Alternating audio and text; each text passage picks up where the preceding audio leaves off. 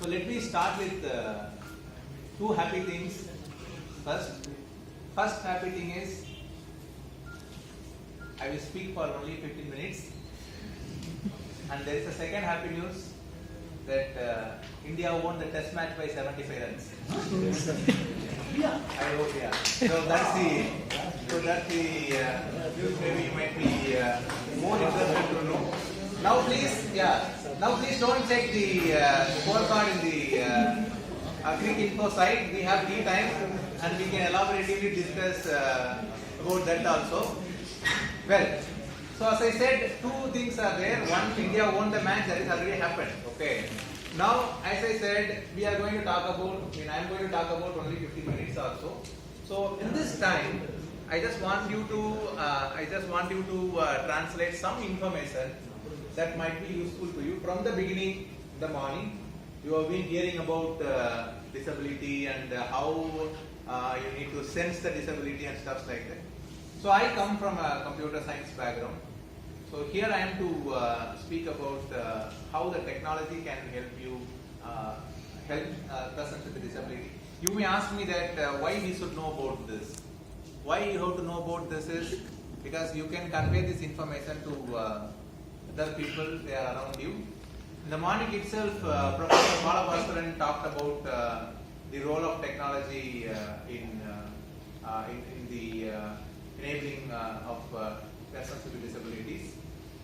So in continuation with that, I'm just going to show you some sort of apps, applications and some devices that you can inform to the people who are in need. Okay, so that is the idea of this session. Okay, so now can you see the slide? There is a number now in the slide. There is a number in the slide, right? One followed by so many number of zeros, right? One followed by so many number of zeros. How many zeros are there? 9 zeros are there, right? What is this number? Please, my computer science friends, please keep quiet. What is this number? Can you tell me what is this number? This is a mathematical question, right? So there should be only one answer, right? So there cannot be multiple answers because it is not a social subject. So 1 followed by how many zeros? 9 zeros. 1 followed by 9 zeros is how much, ma? 100. I just hear up to only 100. 100 crores. Is it 100 crore? Are you all okay with the 100 crore only? So no doubt in that. Is there any other answers are there? Binary. Oh, that's a good guess because I said I am coming from a computer science background. Okay, it's not binary. Okay, let me tell you, it's not binary. This is a digital. I mean, this is a decimal number. So in decimal number, this number is 100 crore, or otherwise saying this is 1 billion. Okay. What is that 1 billion? You know, 1 billion is the number of disabled people in the world. 7 and 1. The total number of persons with disabilities in the world, according to United Nations statistics, is 1 billion. 1 billion is 100 crore. That is around 15% of the world population. So 15% of the world population kind of lives with a disability. So what I am trying to tell you is, whatever systems that we design, whether it is technical or physical or any plan or anything, you cannot exclude people that have 15% of the world population, right? So that's why it is important, because generally we have a misunderstanding that persons with disabilities are very marginal in number. But that is not true. There are large number of disabled people are there in the world, that is 1 billion. And there is also another strikingly serious statistics is there. You know, now the world is aging. The age of the world is increasing. We as a country, India, has a competitive advantage that we have a lot of young population. But there are many other countries in the world wherein the average population of the country is on a rise. That is, many people are getting older. If you see, for example, Japan has a lot of elderly people. So when persons become elder, they acquire a kind of disability. So let me tell you one point, that disability is not static. What I mean by that is, if somebody asks you, what is your gender? Maybe you will say your gender is static. When somebody asks you what is your community or something, that is static. But disability is not static. Disability is very dynamic. That means that anyone can experience disability at any point in time. It is not that only persons who are born as disabled, they are disabled. Disability can happen due to various reasons. Like there can be some medical reasons. There can be some. There can be a traffic accident which can make a person disabled. So what is the thing is, ultimately we have to form our system like that. System means everything, like our buildings, our places, everything need to be like that. It will be accommodating of everyone. That is what we call it as inclusive design. That is, when you design something, it has to include everybody. That is what we call it as universal design. Okay. So for that purpose, for doing that, technology plays a major role. How to make people inclusive? How to include everyone into the picture? So, one of the easiest example that you can understand is reading a newspaper. Say, let us consider from the point of view of persons with visual impairment, how he will read a newspaper. 10 years back, there is no easy way for a visually impaired person to read a newspaper. But today, they also read the newspaper as and when we read, because today there is a web channel. All newspapers come on the internet. So there is internet, and internet is accessible.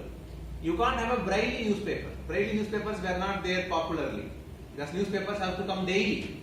Okay. So after this technology has come, it has become a great enabler, and a level playing field has been created. So the accessibility in the technology domain plays a very, very major role. Another easiest example that you can understand is shopping. So when we want to go for shopping, the physical infrastructure has a lot of hurdles for a visually impaired person, for a person in wheelchair, for elderly people. There are a lot of hurdles are there, right? But now this idea of e-commerce is there. You all do, right? Just order from online. How many of you like e-commerce? I think all of them are raising their hands, right? You have your own preference, right? You give preference to the e-commerce because e-commerce is easy to do. For a general man perspective, e-commerce is easy, but when you take the perspective of a disabled person, e-commerce becomes the most viable and possible source of going for preferred shopping. That's what they generally have. So here, technology has come to save us. So let us go through some applications or some technological innovations that has happened that will give you this thing. Let us see here. I think this projector. Can you see what is there in this picture? What is there? Are you able to see? No, something is there. No, maybe we can switch off one light. Afterwards, we will switch it on again.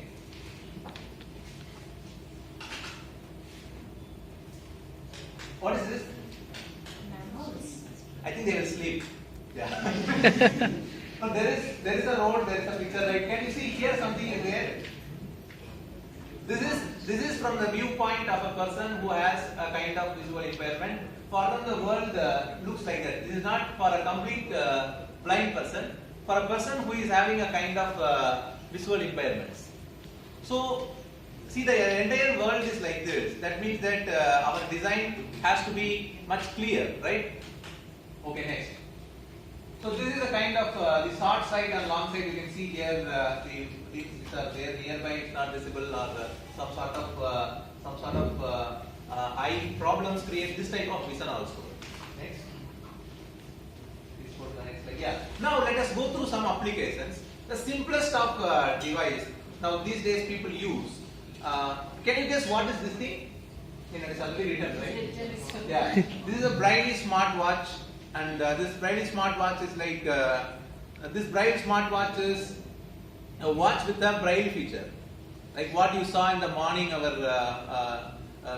He was using, like that refreshable Braille display. Likewise, this one is refreshable, but this refreshable is to show the time. So this is a kind of thing which can very easily satisfy their need, and it is a smartwatch also. They can read their messages, They can go for some sort of like what is the current time, weather, these type of activities. So that comes under the Braille smartwatch thing. Okay. So this is called something known as StockKit. So what is StockKit is, this is a kind of application and a device wherein suppose now there are children who have some sort of speech disorders. Like they can speak, but their speech will not be very legible. Like they will speak, but their speech will be kind of distorted, or they cannot be. I mean, they are not able to speak very legibly. You understand what I am saying? So for those people, so there is a kind of application called StockKit, and where they say, and it automatically translates into this kind of text for them.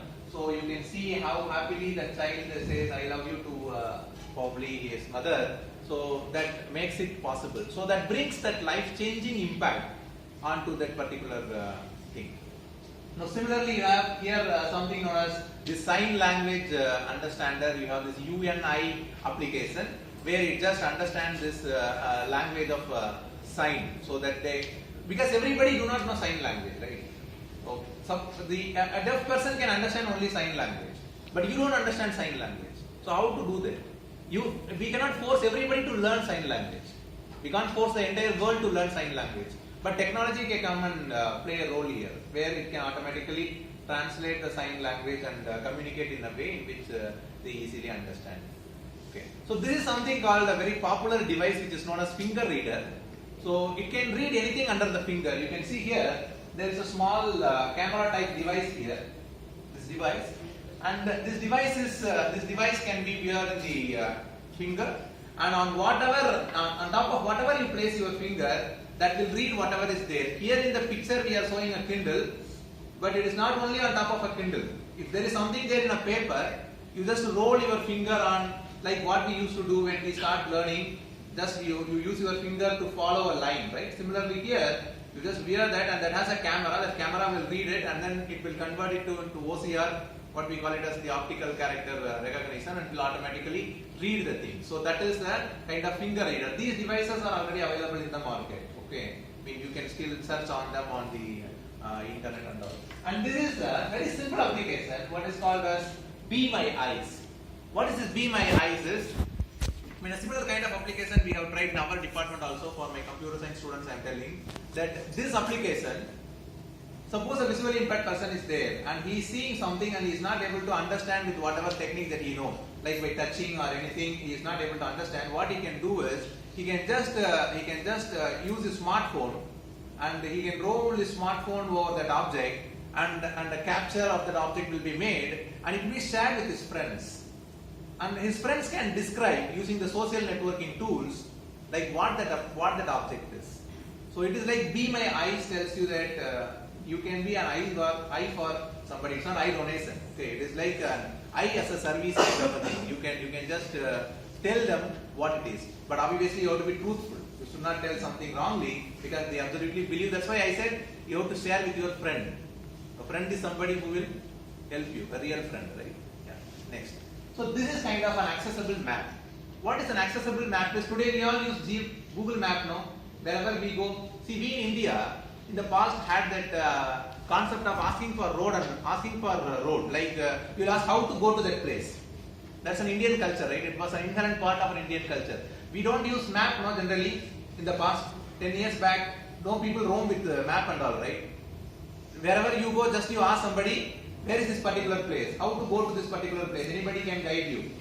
But today what has happened is, we have kind of lost that culture and we depend on GPS and Google. So we believe Google more than our parents, right? Because you feel that whatever Google says is correct. So, but in that map also, you don't have accessibility information. You go to a particular place, whether that place is accessible or not, we don't know. So that kind of information, we give it using a kind of application called AXS map, which is called an accessible map. That is, it will also give you, if you go to that place, what is the accessible place? Like if you come to our university, what are all the ways in which you can access in a wheelchair, for a visually impaired person, what are all the better ways to access. That kind of map is created, and that map is called EAXS map. These tools are available online. I will just upload this PPT. You can just get this information from these things also. And this is another wonderful application which is called the Transcends.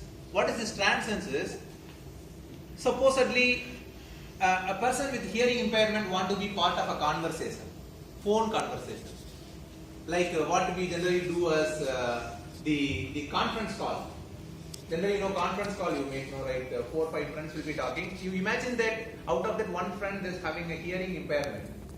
You will not be able to speak, right? Now, what this kind of application do is, it just translate that what you are speaking into text, convert that into text, and the text will be displayed here. As you can see here, as you speak, the text will be created, and the text will be shown to him, so that whatever he says, it will be automatically converted to audio. I mean, he can speak actually. So that will come over here. This will happen in real time.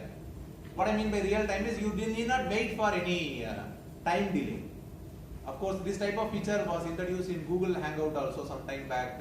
You can speak, and that real-time translation, in real-time conversion to text was there. And there are some language translation things are also there. Like as you speak in English, you want to convert to French. Those type of options are also available, but they are in the preliminary stage. So this is another interesting application. This application is called Liftware. What is this Liftware is? That I told you, disability is not only for disabled people, even for elderly people also. Like when people get aged, they can have this kind of a problem, like where their hands started shivering. So you can see in this picture, an elderly man tries to eat with a spoon. Suppose if he has a kind of problem wherein a lot of shivering is there in the hands, he will not be able to do that. He will take with a spoon, and before it reaches the mouth, the items will fall down. Looks like a comical thing, but it's a life. It's a very important problem for that particular person. How to solve that problem? People have invented something called a smart spoon. You have smartphone, right? It is a smart spoon. What is a smart spoon is like? It now has a vibration. It now has a meter which can sense how the vibrations are happening, and can auto balance the spoon like that. Even with the vibration that he has in the hand, the food will not fall down. So this is kind of Liftware. See, another thing you have to remember: whenever we invent something for disabled people, it is not going to help only them. It is going to help so many people. See, where you can use this thing. Suppose you are coming to university and you have not taken breakfast. You are coming in the bus and there is a lot of shaking is there, and you are standing. And how do you do that? Just you use a Liftware spoon. Just use it. Use that spoon so that it will not fall down. It will be useful, right? It will be useful. Yeah. Okay. I think Madan sir want to add some more things, but let us stop over there. So next. Yeah. I don't want to go into the elaborate details of this thing. So what I wanted to say is that this technology, what we are saying here, it is really created a life-changing impact on persons with disabilities. Apart from any other thing that you see, in my opinion, technology is the greatest enabler. Like technology, there is no other enabler is there. As we go forward, fast forward in the technological domain, we will definitely see more and more things to come, and it will make the life of persons with disabilities even more independent, and they will also have very less dependency on other people, and they can also lead a independent life. That is what is the goal that we are thinking in terms of technological thing. In the beginning, I promised you that I will keep my talk very crisp. I think now we have reached 15 minutes time, I guess. Isn't it? So I want to stop it here. So if you have any questions to ask me, you can ask. Do you have any questions?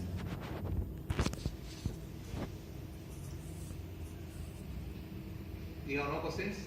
Okay, we would like to stop it here. Then we will break for tea, and after the tea break, we have one more talk by Madan, and with that we will just stop our session. Thank you very much for listening.